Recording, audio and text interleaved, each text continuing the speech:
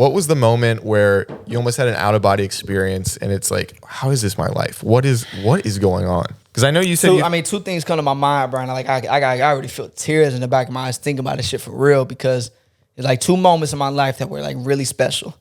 For one, it was getting the key to my hometown, like getting the key to my city. That's crazy. That's insane. That's ridiculous, man, because I grew up my whole life in this city, like seeing heroes come out, seeing J. Cole, seeing my brother Dennis Smith Jr., seeing Murray pop off with his music. Like, I'm seeing so much success come out of the city, and like, to be embraced like that, who wouldn't want that, right? Like, and I wanted to do it for the right reason. I wanted to be remembered for some positive ass shit. So to grow up in a community that like you never thought you would ever be able to leave, go build some shit, and then bring it back to the city.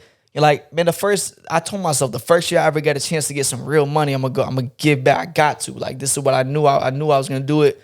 Was able to do my first Christmas give back. You know, a couple hundred people came through. We was able to provide free haircuts, toys, clothes, you know, and it was special, man. I did it in the back of the barbershop that I grew up in the parking lot, and like just put it together with my friends. I got to hire my homies from the hometown and give them a day job, and like we put it together. Next year we came back, did it 10 times bigger. I partnered with my brother Murray.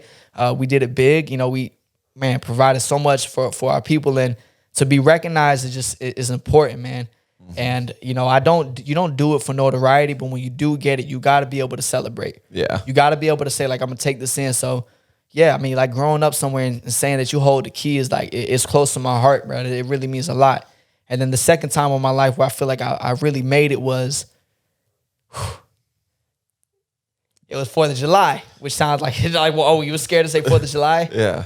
But man, I bought my first home early this year, and oh, that's awesome. And I got to cook for like my closest friends and family in my house.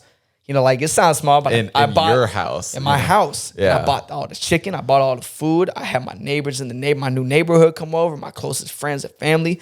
And it was like this moment where I sat back and I watched all my people eating in front of me, just sharing a meal. And like that moment, I just like I could cry thinking about it, because like that's why you really do it. You know, like we do it for the greater good, but like bro, I got to take care of my people, man. Yeah. And just to be able to see that I got to give them a meal and we all share like this moment together, like that was special to me. All the people that took care of you growing up, just for once, not for it, but just for this meal, you got to take care of them. That's how I felt, man. And it was full circle, and it felt really, really good to be there. So like those are two moments where I felt really like, this is real, you know, this is here, you know, and there's lots of other like, beautiful moments in my life. I had like some of those yesterday.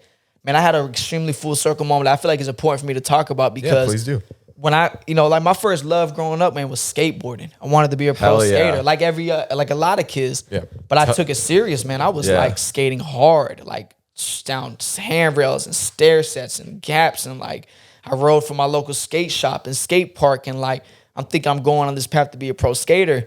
And then, you know, I'm coming into like high school, and I figure out like, oh, well, I kind of got to get a job. I kind of got to go to college, and there's no scholarship for skateboarding. And, you know, I'm about to run track, and it's easy to get a track scholarship. So like, I gave the childhood dream up, but, you know, growing up wanted to be a pro skater.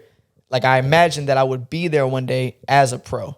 Yeah. So I have childhood idols, bro, that I watched, like pro skaters that I watched, in the Barracks, which is a pro skate park. It was just like pros only. Like you can only get in if you're a pro. You can't go to the Barracks if you're not a pro. You kind of knock on this back door in LA, and they kind of open it, and you in this like beautiful park hidden in LA. It's like, I grew up watching that in Germany, bro, not even living in the US, just thinking what it would be like to be in California one day. Damn. And, you know, when I found out, not found out, but like when I realized, all right, skateboarding might not be it, I thought like, that shit's dead. But like, man, when you throw a prayer up like that, like it's gonna get answered. It may not be like soon, but it'll be answered, bro. And like this trip, I got to go skate with Paul Rodriguez like last night at his personal park, and like that was an extremely full circle moment, because I thought that like when I got to go skate with P-Rod, like I'd be there as the pro skater. Yeah. But I got to be there as myself and still have the same dream that I had happen. And like that was special to me last night, man.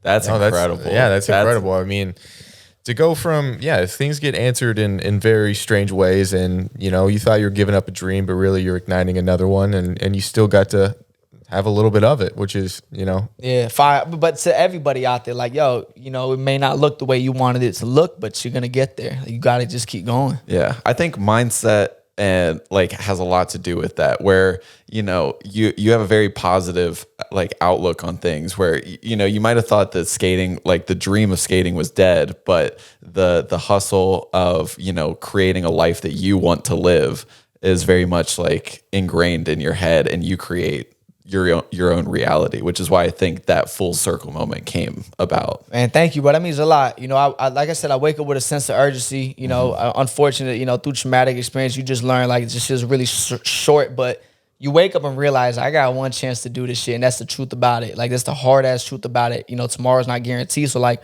why would I not wake up every day and just do my fucking best job at just chasing whatever it is that I want? Yeah. And I battle with it. Sorry, I'm keep going, but like when I was a barber and I was at service for everybody, I felt like stripped of that because I just allowed people to control my time and everything I did every day by booking me for a cut. Yeah. Because imagine if someone could just book me right now for a cut and I had to like leave this situation. I wouldn't get to meet y'all to share this experience. So like I just took control of that. And that's like why I don't cut really. Like people ask me all the time, why don't you cut hair? How can I book you in this? Not that I wouldn't love to cut your hair. I just love to control my time more than anything. And, I don't want it. Not that I can't share my time with you, but I just can't share cutting your hair and just like being there for some money, man. It's just not enough.